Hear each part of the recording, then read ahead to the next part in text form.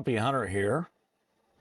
Welcome to my black bear hunt of 2024, or What Went Wrong. As many of you know, Rich from Death by Bungee and I went to Manitoba this past May for a black bear hunt. So what did go wrong? Well, maybe it's easier to say what went right. I got my first bear.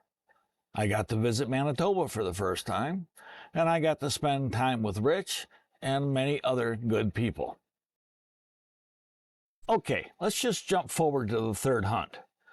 I was the only hunter out of 7 who had not seen a bear.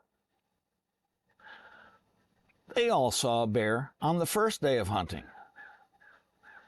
As the outfitter and I headed off for the afternoon, it started to mist or lightly rain. I go up the tree, find a seat up there that is about half the size of my seat. I get settled in for a long winter's nap. It's not winter, but it felt that way because it was cool and damp. Shortly after I got up in the tree, the mist or light rain started to turn into a real rain.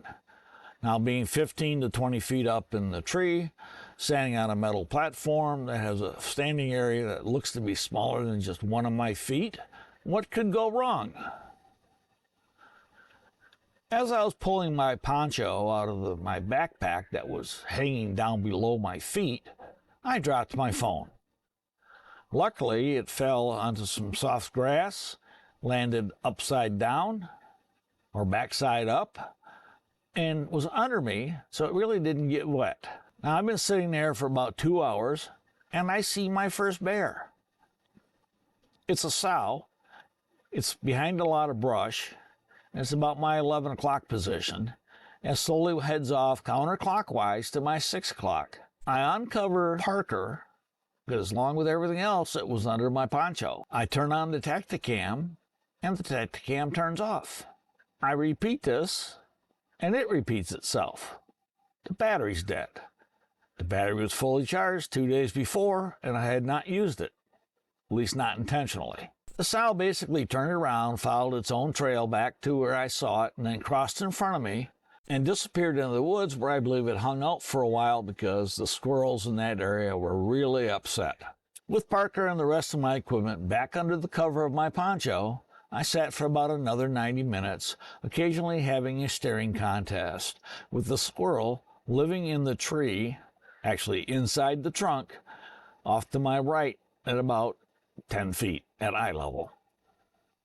After one of these staring sessions, I looked up and saw a bear at my 10 o'clock. He was coming into the area like he owned the place. Yes, a big he. But like the whitetails in my area, he just appeared out of nowhere, like magic. Poof, he was there. He was heading straight towards me and the barrel. I didn't have any cover to hide my movements while I tried to uncover.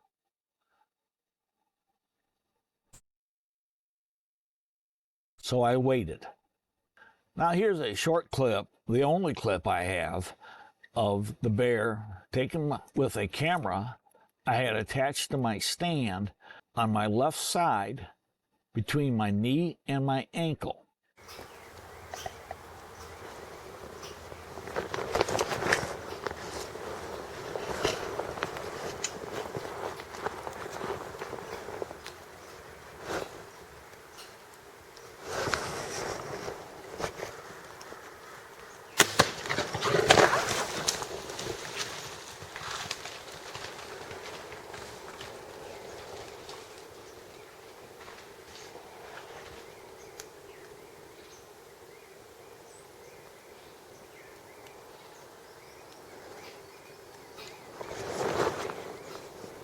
Peeked the shot.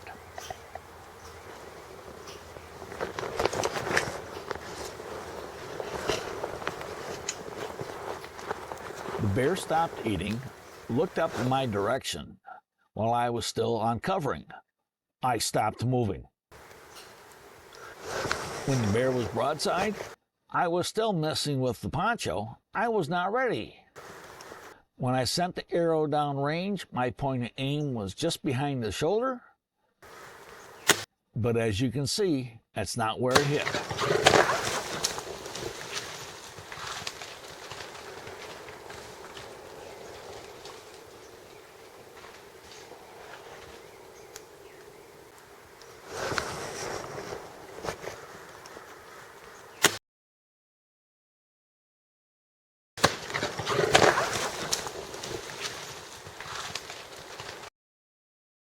So what could I have done better? Remember that hindsight is always 20/20. Maybe I should have started uncovering when I first saw him, taking the risk of being spotted by my movements. This all would have taken place before the camera footage started because, like Parker, the camera was covered by my poncho. Assuming that I could have gotten ready before he stopped eating, I could have taken the shot when he was broadside. But not being ready for that shot, maybe I could have made a noise and made the bear stop. But he'd be alert to some odd noise out there, and maybe I would have got busted.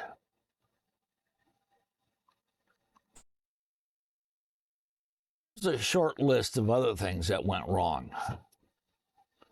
I hit rush hour, afternoon rush hour, the Minneapolis-St. Paul area on the northeast side. When I picked up Rich in North Dakota, the enforcer did not want to go inside my truck. It was just a tight fit. Reached the Canadian border, customs pulled us out of line. Two of them started digging through everything in the truck, opening up every zipper, every case, every cubbyhole, whatever it is. They made Rich drag the enforcer out and unlock it. I also found out I didn't have cell service in Canada. It wasn't until I got to our motel that I was able to get a hold of my provider via Wi-Fi and arrange for roaming, which cost me big bucks. Google Maps took us on a tour of Winnipeg trying to get to our motel. The next morning, we go out and everything's hazy. It's smoke from a wildfire that was set by an arsonist. We get to the town where our outfitter is, and there's no outfitter, no signage, no nothing. Now, I took two crossbows. I took Parker and I took Smokey, which is a Barnett Whitetail something or other that was gifted to me, 22-inch arrows, and I was practicing here in my yard, and I could cock it with a rope cocker. So I had the bright idea of taking the crank off. Well, cocking without the crank using a rope cocker in a tree stand was not easy. Remember, this is the first time I've ever hunted out of a tree stand. Maybe I should have cocked it on the ground. The first day it was cold and windy, and the tree was trying to push me out of the stand. Yes, I was tethered in. The bait barrels were not blue. Every video I watched before going to Manitoba, the bait barrels were blue. The first night, crows were flying in, eating the feed off the top of the bait barrel, and then flying right at me and swerving at about an arm's length away. This happened about 5 times. As I said before, the misty rain turned to a real rain. And as I said also before, I dropped my phone while trying to get the poncho out. And the Tacticam battery was dead. There is not enough permethrin in the world for all the ticks I encountered. Hi, it's Clark here. Did I just catch you watching an old Grumpy Hunter video? Are you finding it informative or entertaining? If so, why not click the thumbs up button on this video? If you like the more technical aspect of hunting with a crossbow or rifle, then you will want to subscribe to the channel and click the notification bell.